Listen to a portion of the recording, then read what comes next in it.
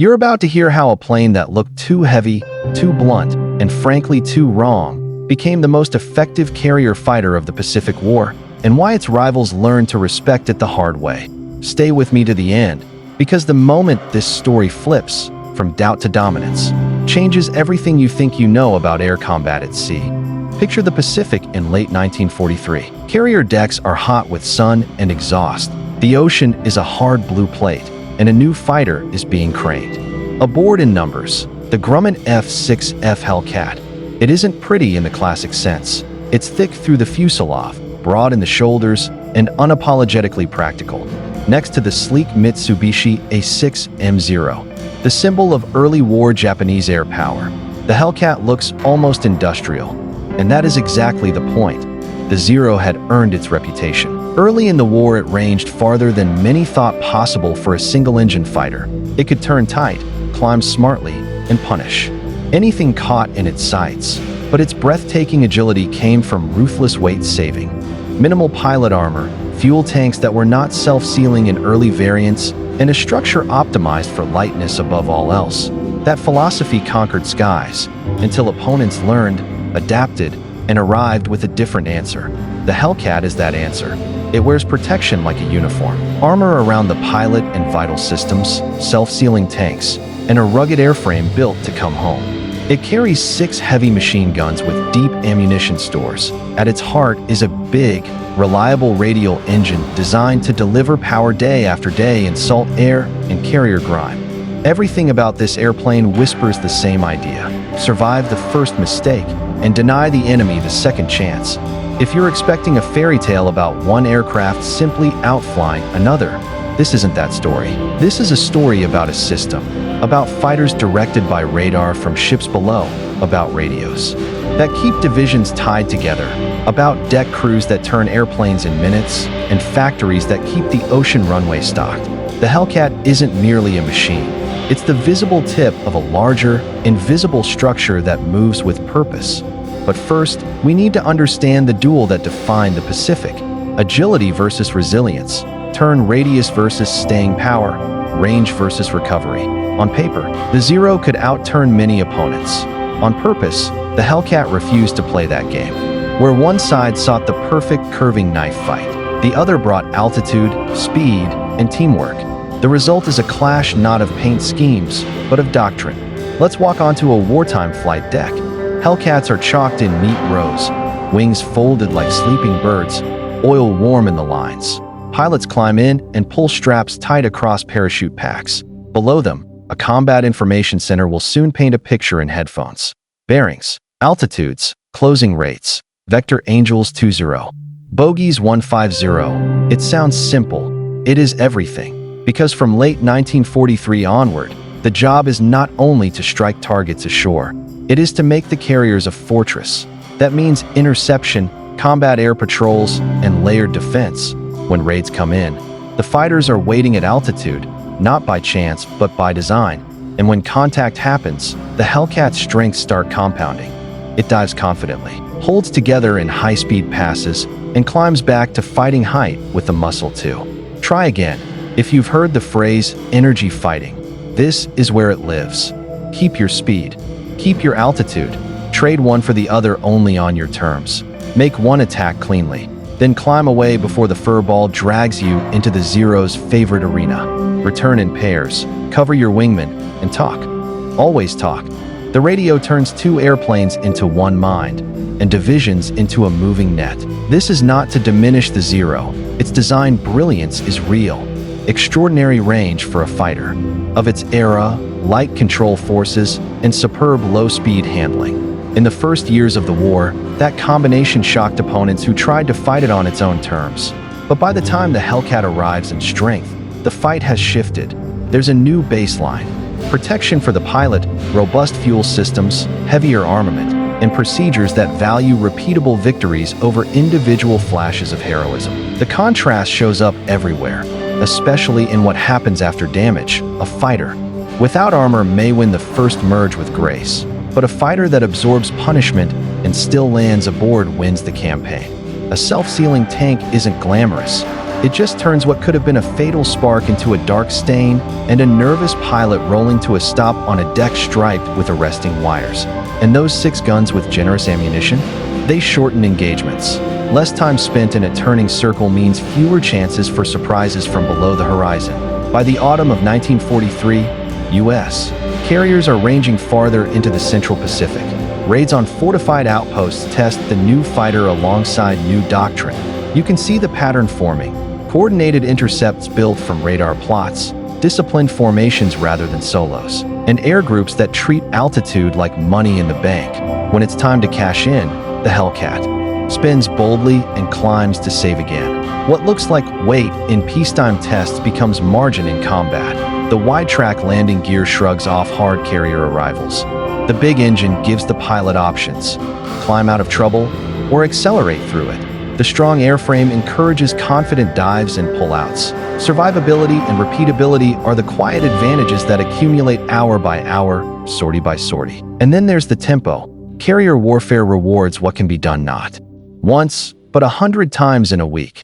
The crews below deck keep parts flowing. The crews above deck keep airplanes turning. The pilots train to a script that removes luck and inserts process. No single piece is dramatic on its own. Together, they change the outcome. Listen carefully, because this is the hinge of the story. The Hellcat's reputation is not built on a single duel or a single day. It's built on the accumulation of many days when raids were intercepted, strikes were covered, and pilots came home who might not have in lighter, unarmored machines. Those extra airplanes and extra pilots are the interest earned on choices made at the drawing board long before the first launch. Meanwhile, the Zero's early advantages are being answered.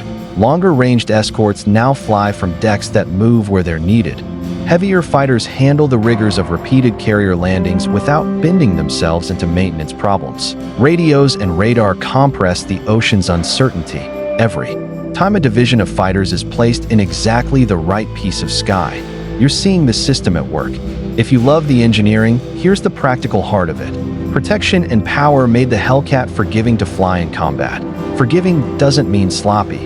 It means a pilot can push hard, miss once, and still have a shot at learning, improving, and fighting again tomorrow. War rewards that kind of design mercy more than museum placards ever can. Of course, statistics do matter, and by the end of the war they will tell a blunt story about effectiveness. But hold those numbers for now. The most important thing at this stage of our journey is the change in mindset, away from trying to win the circle, and toward deciding when the fight happens and at what speed. The Zero's hallmark, out-turning, becomes less relevant when the other side declines the invitation. Let's ground this in real operations. As American carriers push through the Central Pacific, the Hellcat shoulders most of the fighter work. Combat air patrol, strike escort, and long hours orbiting above task groups waiting for raids that may or may not appear. When they do appear, they are seen earlier and met higher. If a dogfight begins to flatten into a turning contest, a disciplined section unloads, lights the wick, and climbs. Come back, reset, attack again. It sounds almost clinical. In practice, it's the difference between a duel and a plan, and that plan scales. A single flight can do it. A division can do it. An air group can layer altitude so that one element engages while another watches for the unseen threat from above. The result isn't flashy on gun camera until it is, and then it looks like a clean, quick pass, tracers stitching wings, a pull to safety, and the climb. Over and over, until the raid breaks apart and turns back. There's a human layer to this, too. Pilots adapt under pressure. Early war veterans who learn to respect the Zero's low-speed artistry begin teaching newcomers how to fight a different battle. Keep your speed, keep your head on a swivel, trust your wingman, and listen to the voice in your ear from the ship below. The cockpit becomes less lonely when you know a controller is painting the same sky in vectors and words. By now you can feel the story tightening. The ugly fighter is proving something important. Beauty in combat isn't the curve of a wingtip. It's the reliability of outcomes. A fighter that looks after its pilot and takes guidance from a larger network is beautiful in the way bridges are beautiful. They hold. And the opposition? Still brave, still skilled, still capable of deadly surprises, especially against the undisciplined or the unlucky. But the balance is shifting. The Hellcat's habits, line abreast sweeps, slashing attacks, coordinated climbs. Begin to punish any opponent who tries to drag the fight down and slow, even when the enemy scores. Coverage and altitude often turn a victory into an isolated moment rather than the start of a snowball. Keep this picture in mind as we move toward the heart of the Central Pacific campaigns, because the decisive test is still ahead. The carriers will sail into a set of battles where preparation meets pressure at a scale never seen before, and the word interception will take on a new meaning. When the raid is huge and the ocean is wide, placing fighters in the right patch of sky at the right minute is the difference between a task force breathing easy and a task force bracing for impact. In a moment, we'll climb with those fighters into the high altitudes over the Central Pacific and watch how discipline, radios, and raw power turned an ugly airplane into a shield, and then a sword. Stay with me, because the day that cements the Hellcat's reputation is coming, and its lessons are bigger than one airplane or one battle. Climb with me into the Central Pacific, where a fighter that looked too heavy to dance began setting the rhythm of the entire war at sea. The title on the nose says it plainly: F6F Hellcat vs. Zero, the ugly fighter Japan feared. But the real story isn't fear, it's adaptation. The Zero's early war mastery forced its opponents to evolve. The Hellcat is that evolution made metal. Start with the most unglamorous advantage: information. Long before the first contrail crosses the fleet, a low voice in headphones sketches the sky in numbers, range, bearing, altitude. Controllers below decks fuse radar returns into guidance, then hand the picture to pilots who already know the plan. The Zero's gift is agility. The Hellcat's gift is placement. When a fighter arrives at the right patch of sky, on time and with speed to spare, physics begins to lean in its favor. Now add discipline. A section leader calls, a wingman answers, and the two move like a hinge. If attackers appear high, the section climbs together to meet them with altitude in the bank. If the fight threatens to slow and tighten, the leader refuses the invitation, unloads the wings, and accelerates out of the turn. Keep your energy, keep your options. That one habit dissolves many of the Zero's advantages. Where the lighter fighter seeks a swirling duel, the heavier fighter makes a single, decisive pass, climbs, and resets the terms. The hardware backs the habit. A big radial engine hauls a sturdy airframe through steep climbs and confident pullouts. Wide landing gear forgive the kind of deck arrivals that come at the end of long, stressful sorties. Armor and self-sealing tanks give mistakes room to become lessons instead of endings. 6 heavy machine guns, with generous ammunition, shorten the time between decision and result. None of this is flashy in a catalog. All of it compounds in a campaign. Walk the deck again as the carriers drive west. The air group is a living schedule. Ready rooms brief. Topside crews push and pull aircraft into position. Engines cough and settle, and the first division arcs into the sun. Down below, arresting wires are checked and rechecked. Up above, the first orbit begins. You can almost feel the fleet breathing through those fighters. Inhale as they climb to their altitudes. Exhale as they roll into a pass, and then climb again. The Zero still has its say. At low speeds and low altitudes, with a patient hand on the stick, it can carve a tighter circle. In the early war years, that made it a revelation. But by late 1943 and into 1944, the Hellcat's way of fighting: higher, faster, coordinated turns, tight circle into temporary advantage. A disciplined pair will not be drawn down where turning. Finesse decides everything. They will strike and leave, then strike again from position and speed of their choosing. That choose your fight philosophy matters most when the sky fills with airplanes. The carriers are now covering amphibious landings across vast arcs of ocean, and incoming raids are measured not in flights, but in waves. When the first radar plots appear, fighters are launched to specific altitudes and sectors, not in hope, but by plan. One division waits high to pounce, another loiters lower to catch leakers. The goal is simple and cold: break the raid before it can coordinate. It's here, over the Marianas, that the Hellcat's reputation crystallizes. The battle opens with distance and timing on the American side. Interceptors are vectored with the sun behind them and altitude in hand. The first passes are clean and fast. The second passes arrive before the attackers can reform. In a matter of minutes, the phrase "turkey shoot" enters ready room vocabulary, not as bravado, but as shorthand for lopsided outcomes created by training, numbers, radar direction, and fighters that can climb away to do it again. However you prefer to tally it, by sorties, by losses, by attackers turned back, the pattern is unmistakable. Disproportionate results that persist across the long day. What protects the fleet also frees it. When a task force trusts its fighter screen, it stays on station longer, strikes deeper, and sleeps easier. The Hellcat is central to that confidence. It puts a lid on the airspace above the ships and rides shotgun on the strike groups headed ashore. If a returning dive bomber must nurse a wounded engine back to the task force, a pair of Hellcats escorts it like a shepherd.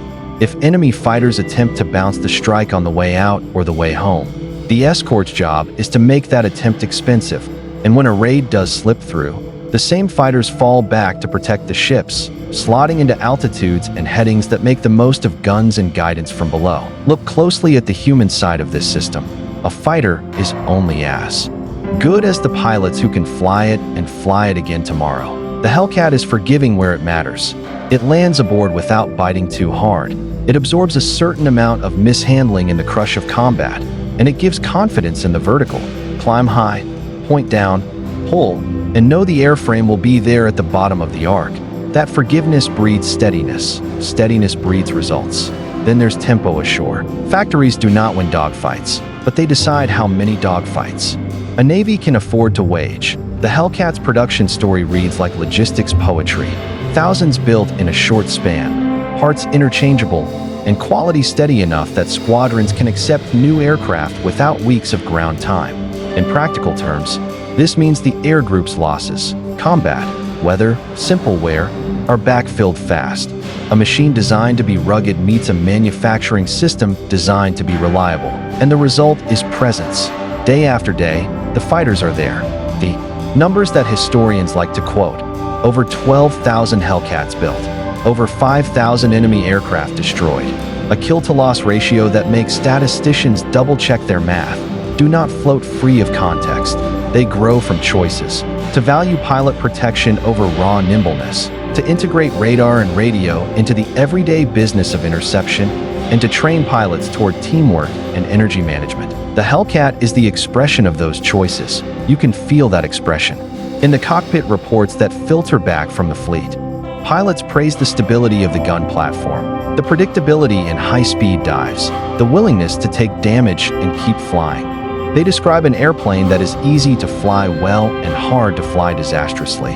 A subtle but crucial design triumph. In a war that punishes fatigue and magnifies small errors, easy to fly well is not a luxury. It is a survival trait. It is tempting to turn this into a story of opposites, light versus heavy, agile versus rugged, but that flattens both machines. The Zero remains a landmark in fighter design, optimized for range and maneuver at a time when those qualities upended assumptions across the Pacific. The Hellcat is a landmark of a different kind, a combat system that includes the airplane, the pilot, the controller, the deck crew, and the industrial base that keeps them all supplied. Set them against each other, and you do not merely get a duel. You get a lesson in how wars shift when information, training, and production are treated as weapons.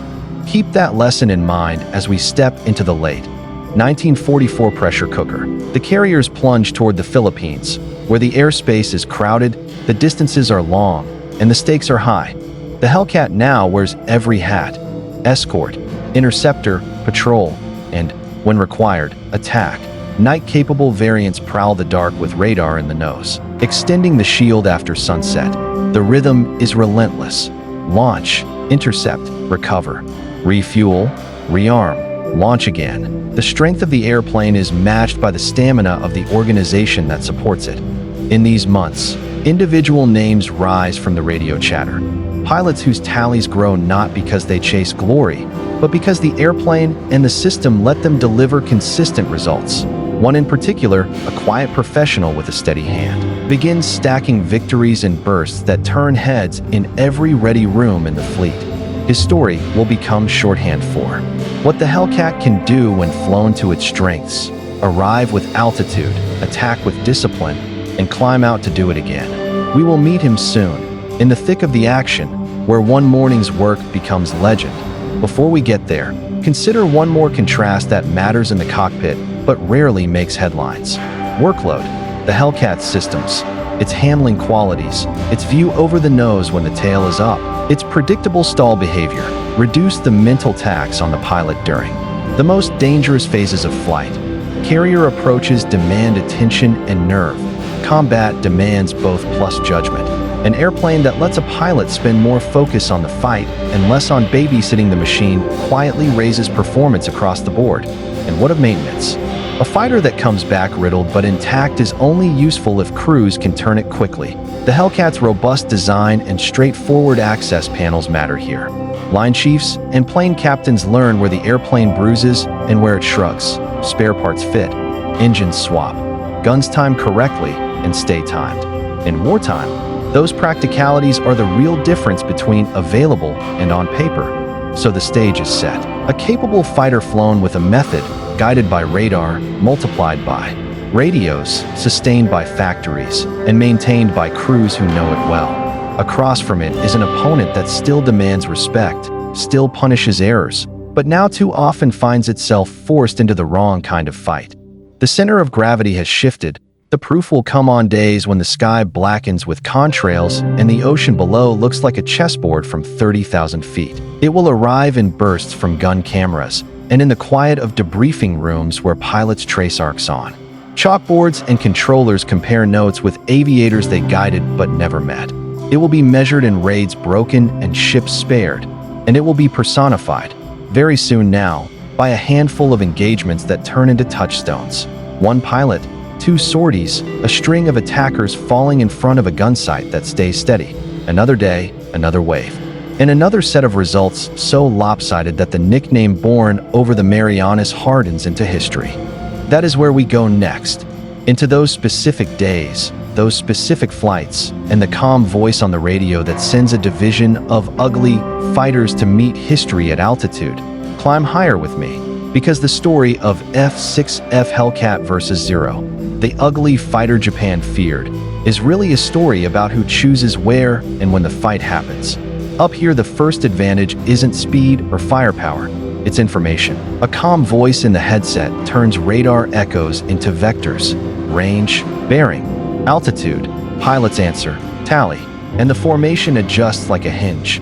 That's the Hellcat's quiet superpower, arriving at the right patch of sky with energy to spare.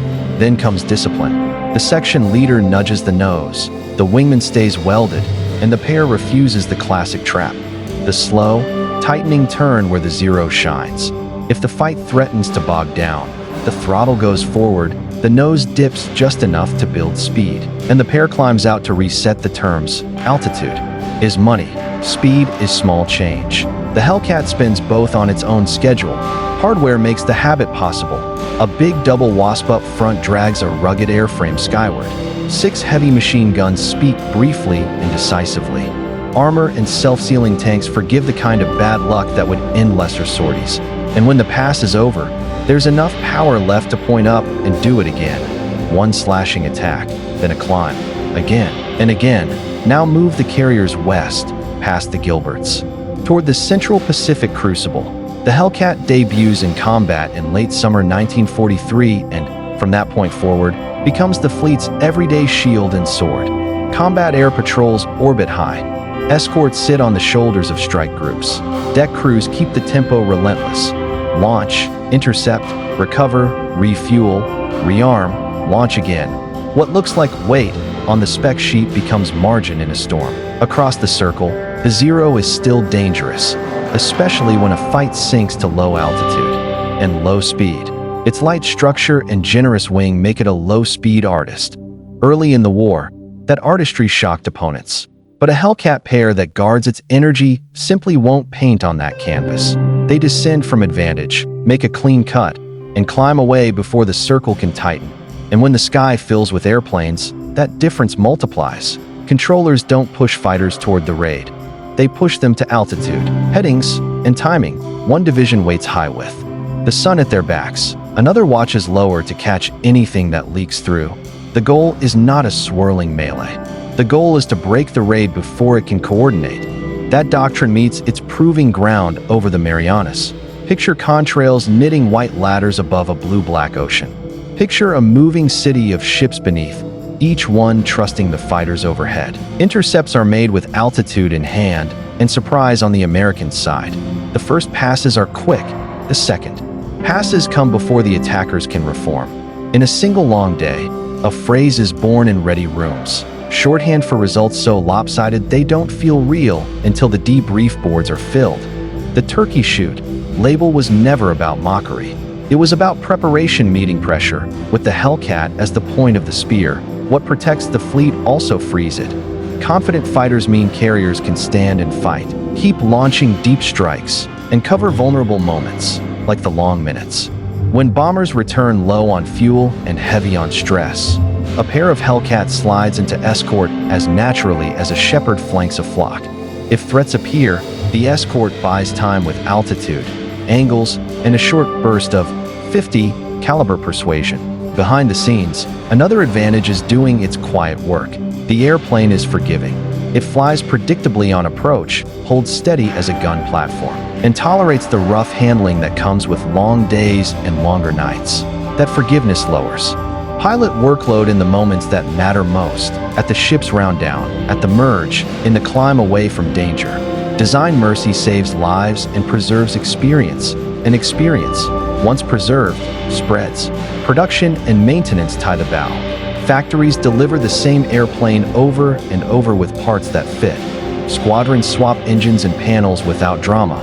Gunners time weapons, and they stay timed.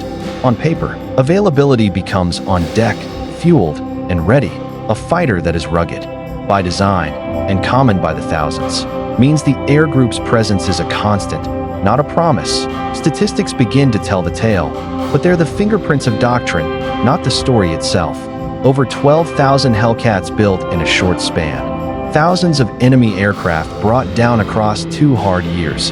A kill-to-loss ratio that would have sounded like a typo in 1942 becomes a sober fact by 1945. You can argue about which number is the most impressive. You can't argue that the pattern is real. It comes from choices. Protect the pilot, integrate radar and radio, train to energy tactics, and repeat the cycle relentlessly. Listen to cockpit voices from the period and you'll hear the same refrains. Stable in the dive, climbs strong, takes hits, and gets you home. None of that makes headlines like a perfect turn at the deck, but it's what wins campaigns fought from floating airfields. This doesn't make the zero a footnote. It remains a masterpiece of its own philosophy. Reach far, turn tight, fight light. But when opponents learn to decline the tight turn, when interceptors show up already in position, and when every section has a voice in the ear from a ship below, the equation shifts. The duel becomes a test of systems, not silhouettes. Now set your watch to late 1944. The carriers drive toward the Philippines, and the pressure spikes. Raids come layered and large. The Hellcat wears every hat. Daytime interceptor, close escort, deck defender, and, with radar in the nose on specialized variants, the fighter that keeps the shield up after sunset. The rhythm is ruthless. Launch, fight, land, fuel, arm, launch. Pilots who were students months ago are now old hands, teaching the same disciplined habits to the next wave. Out of that grind, certain names begin to stand for the airplane itself. Pilots whose calm voices and consistent results turn into stories told in every ready room in the fleet. One of them is a quiet professional who seems to find the exact place in the sky where the intercept becomes inevitable, who uses altitude like currency and ammunition like punctuation. On one morning in particular, he will turn the Hellcat's doctrine into legend. We'll climb into that cockpit in a moment. Before we do, fix one last picture in your mind. A high-side run beginning at altitude, the nose dropping just enough to build speed, the 6 guns chattering for a heartbeat, then a smooth pull that leaves the pass clean and the airplane pointed back at the sun. That is the Hellcat's sentence structure. Subject, altitude, verb, speed, object, timing. The punctuation is brief and unmistakable. Hold that image, because when the next wave appears on the scope, the ugly fighter will write one of the Pacific War's most quoted chapters in that same uncompromising grammar. and a single pilot will underline it with a record that still turns heads today. Slide into the ready room with me. Quiet voices, coffee gone cold, a chalkboard already crowded with arcs and hash marks. The title above the board might as well read our theme. F6F Hellcat vs. Zero, the ugly fighter Japan feared. Today's lesson is not glamour, it's timing. A controller's voice brings the first picture to life. Contacts inbound, altitude assigned, sun position noted. A division leader taps the board with the chalk. We hit from here, with this much excess speed, then climb to this shelf. That little word, shelf, means the altitude you plan to own after the first pass. Own that shelf and you own the next move. Launch. The deck falls away. The sea flattens into a dark coin, and the engine's pulse becomes the metronome of the flight. Up high, contrails thread the sky. Down low, the task force steams in tight geometry. The Zero down there somewhere is still the master of the slow dance. Up here, the Hellcat brings a different song. The merge is quick and clean, not a swirling brawl. The leader rolls inverted, picks a target slightly outside the center of the formation. That's deliberate. Fires a measured burst, then pulls through and points his climb at the sun. His wingman never lets the spacing collapse. When the section levels, they still have speed, still have room, and the next pass is already on the clock. That rhythm, hit, climb, reset, frustrates opponents who want to tug you into the low-speed carve. It also calms the nerves in the cockpit. Predictable moves free a pilot's mind for the unexpected. The glint off a wing at the wrong angle. The shadow that means someone is above you. The radio call that shifts a section 5 degrees right to intercept a leaker headed for the ships. Now carry that discipline into a long day with multiple raids. The first wave is the hardest. Everyone's fresh, everyone's keyed up. But it's the third wave that proves the system. Fatigue squeezes judgment. The airplane that forgives. The formation that talks, and the doctrine that refuses the wrong fight together keep results steady deep into the afternoon. In this grind, certain pilots start to feel like the airplane made human. Calm on the radio, conservative with position, ruthless with timing. One morning, a particular leader launches into clear air and climbs to a shelf only he seems to see. The raid appears small and then blooms. More contacts, more altitudes, more decisions. His answer is the same one the Hellcat gives. Every day, make the first pass count, and make the second one before the other side can reset. By the time his wheels touch the deck again, the ready room knows they've seen something special. They won't all agree on the same superlative, but they will agree on the cause. Altitude, speed, teamwork, and a fighter that lets skill scale into results. If you've flown home with a ship on the horizon and fuel on the wrong side of comfortable, you know the second life the Hellcat lives, escort and mercy. It slides into place beside tired bombers and torpedo planes, watches over them when they're most vulnerable, and buys them a few more minutes when fighters appear on the return leg. That kind of shepherding doesn't make headlines, but it fills logbooks with strikes that actually land and crews who actually debrief. The story isn't only daylight white contrails and blue water. Night brings a new layer. Airborne radar in a fighter's nose and the practiced patience to use it. The pilots who master that craft trade sunshine for instrument glow, using vectors and a ghostly return on a scope to put themselves in the right slice of sky. When a flash becomes a silhouette and the 6 guns speak, the shield over the fleet extends past sundown. If you've flown those sorties, or if you've worked the scopes below decks, drop a comment with the detail that sticks with you. Was it the first time you trusted the scope more than your eyes? The first time a voice from a dark room guided you to a clean intercept? While we're talking craft, let's talk landing. Because carrier aviation is a tale of arrivals as much as departures, the Hellcat's manners on approach matter. A stable sight picture, predictable stall behavior, a gear track that forgives the slight wing low overcorrection. Those small mercies add up. Fatigue and sea state make even good pilots mortal. An airplane that handles the round down and the abrupt stop without surprises earns loyalty fast. Maintenance crews earn capital letters in this narrative, too. The fighter that returns with holes and hydraulic stains is only valuable if it can be cleaned, patched, armed, fueled, and spotted again in time for the next launch. Straightforward access, robust structures, and parts that actually interchange turn repair into turnaround. If you've ever safety wired a hot engine in a crosswind while chalk dust blew across the deck, tell me in the comments what made your day easier. A panel that fit the first time, a gun that held its timing, or a supply locker that always had the gasket you needed. Now, step back and look at the pattern from altitude, the way an operations officer might after a month at sea. The ugly fighter isn't winning because it's the fastest in a straight line or the tightest in a circle. It's winning because it delivers similar outcomes across many different days and many different pilots. Doctrine, radar, radios, training, maintenance, production. These aren't side notes. They're the chorus that lets the soloist shine. Across the horizon, the Zero remains a worthy opponent, particularly when forced errors drop a fight into its preferred corner of the envelope. The respect is mutual, but the places where the Zero's philosophy dominates are shrinking. The number of times a disciplined Hellcat section lets itself be dragged down into a low, slow circle dwindles with each cruise. That is not a knock on anyone's courage. It's a measure of how quickly good habits can become culture when the airplane rewards them. Culture shows up in tiny phrases that creep into everyday speech. Keep the shelf. Spin speed, not altitude. 2 passes, then recheck the sun. These aren't slogans, they're safety rails. A trainee hears them in the ready room, then in the pattern, then in the merge. A month later, he's the one saying them to someone newer. That is how a Navy teaches itself to fight the airplane it has against the airplane it faces. Let's anchor this in a specific image, the one that often ends up framed on office walls years later.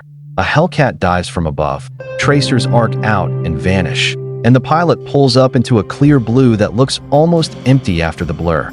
In the brief silence, he checks fuel, listens for the controller's next vector, and looks for his wingman. The next pass is already a line in his head. Where to start, where to brake, how much speed to bring back to the shelf. It is as much choreography as combat. If you're wondering whether the ugly fighter ever felt out of its depth, the honest answer is that every airplane has a worse day. Weather closes in. The deck heaves. A controller loses the picture for 3 awful minutes. A merge happens lower than planned.